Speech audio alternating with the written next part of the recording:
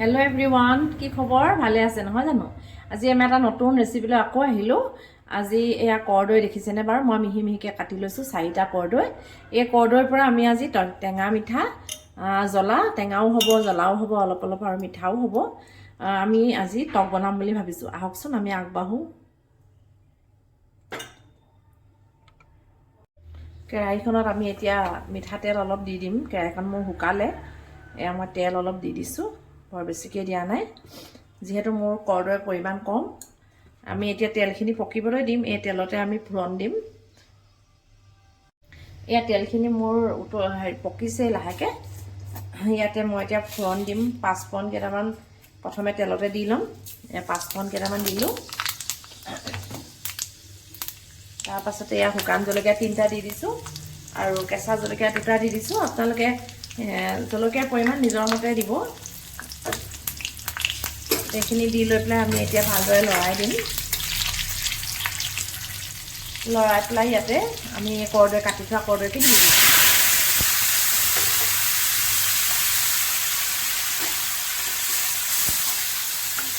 এতিয়া যিহেতু কৰ্দৈ বতৰ, কৰ্দৈ ৰহদৈ বজাৰতো পোৱা যায়। এনেদৰে ঘৰতে আনি আপোনালোকে টক বনাই বা জেলি বনাই খাবচোন, বতৰৰ বস্তু।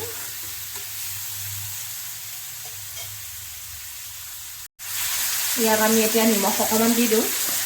যিহেতু মই গুড় অলপ দিম, সেইবাবে অলপ মিঠা কৰিম, সেইবাবে নিমখৰ পৰিমাণটো অলপ কমাই দিছোঁ।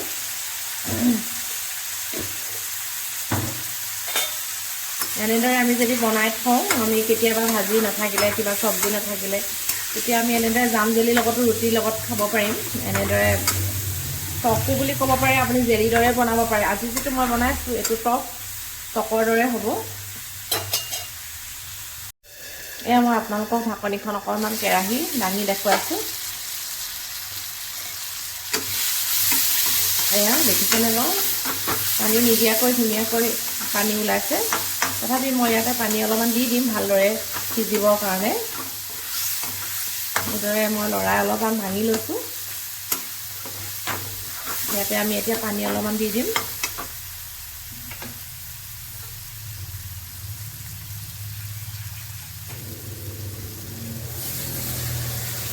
বৰ বেছিকৈ দিয়া নাই মই, এইখিনি ভালদৰে সিজি যাবৰ কাৰণেহে, মই ভালদৰে গলি মিলি যাবৰ কাৰণে পানী অলপ দি দিছোঁ।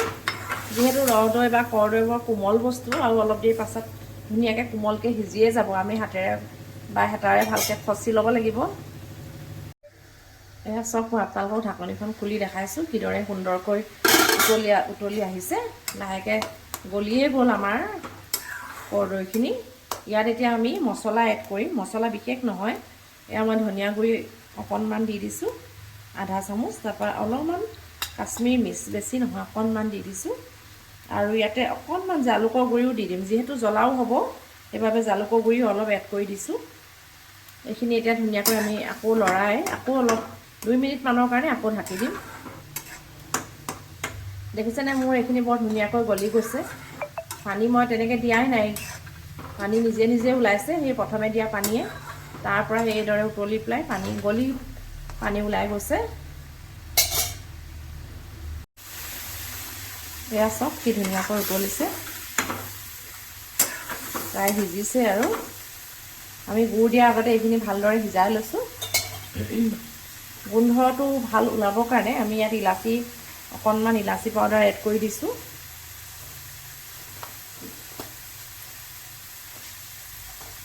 এইবিলাক বস্তু অপশ্যনেল হয়, আপোনালোকে যদি থাকে হাততে তেতিয়া দিব, নাথাকিলেও নিদিলেও একো নাই।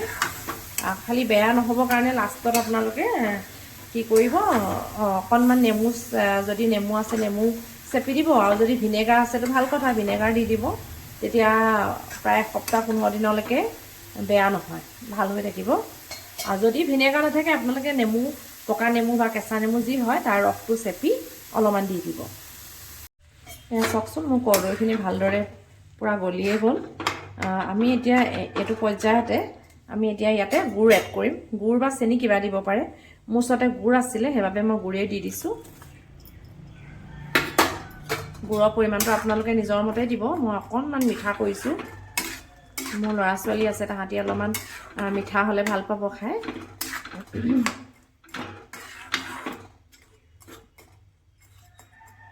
এয়া এতিয়া আমি আকৌ আপোনাৰ প্ৰায় 6-7 মিনিটমানৰ কাৰণে ঢাকি দিম।